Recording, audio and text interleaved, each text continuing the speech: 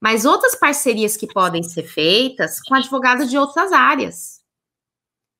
Porque quanto, por exemplo, advogado previdenciário, o cara do advogado previdenciário, às vezes ele passa anos, né, para revisão, e aquilo que era um valor isento da Previdência, como o sujeito recebe tudo de uma bolada, recebe lá 200 mil reais, sofre retenção de R na fonte, ou vai sofrer retenção de R na fonte, sendo que é indevido isso. Por quê? Porque aquilo lá é um conjunto de vários meses. Então, é um entendimento, assim, de você, vamos dizer assim, tendo esse planejamento, tendo essa estruturação de quais seriam os... Claro, ter um foco, né? Não vamos atirar para todo lado, vamos começar por um deles, né? O contador mesmo pode ser um deles. Mas, assim, o leque existe porque você tem os de previdenciário, você tem os do direito do trabalho também, que também tem essas questões tributárias sobre as verbas da Justiça do Trabalho. Você tem questões de direito de família. Muitos estados cobram o ITCMD por um valor muito alto, uma base fictícia presumida, né, na causa mortis. Muitos municípios cobram o ITBI errado, numa base fictícia, né? Então, de repente, você pode firmar aquilo que a gente chama de parcerias, né? Com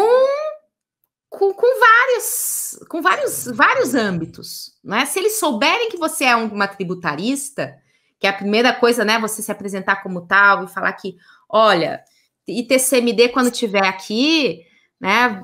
Vamos entrar em contato comigo que a gente vai dar uma olhadinha se não tem aí algo sendo indevidamente cobrado, ITBI, se não tem algo indevidamente cobrado, né? Então, advogados, como ela falou aqui, ó, de família, trabalhista, previdenciário, né?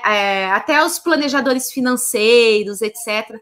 Porque, às vezes, as pessoas pagam um tributo indevidamente mesmo.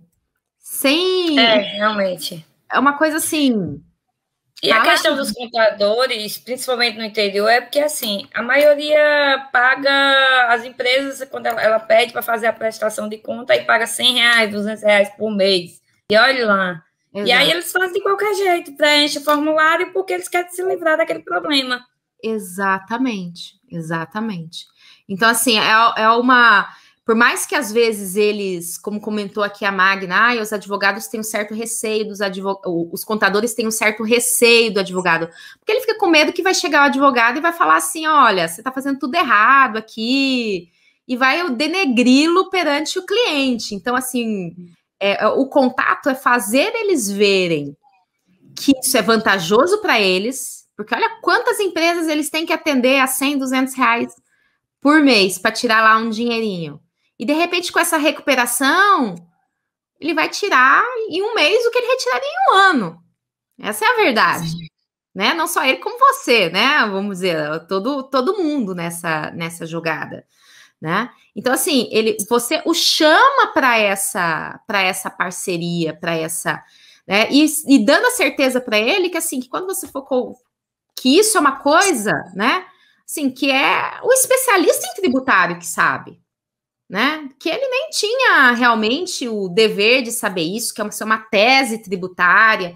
Então, quando vocês forem conversar e podem ir até em conjunto, porque ele pode te apoiar e etc., se você conquistar, conversar com o proprietário ou com o gerente, com quem toma ali a decisão, né? É alguma coisa assim, olha, isso é uma tese no mercado e etc., normalmente as empresas não identificam isso, mas o especialista em tributário, que é o tributarista, como a Cristiane aqui, é que conhece isso e fica por dentro dessas atualidades, né? Então, é uma insistência mesmo, sabe? De você bater, às vezes, no primeiro contador e ele ficar com receio. Mas por que ele ficou com receio? Aquilo que eu falo, né? Quando não der certo, seja com o contador, seja com o cliente, seja com quem é que for, né? Não deu certo, você identifique, para e analisa. Por que não deu certo? Foi pelo preço? Outra coisa, nunca chegar já jogando o preço de cara, né? Primeiro ele tem que conquistar o cliente para ele querer a tese para depois lidar com essa coisa de preço também, né?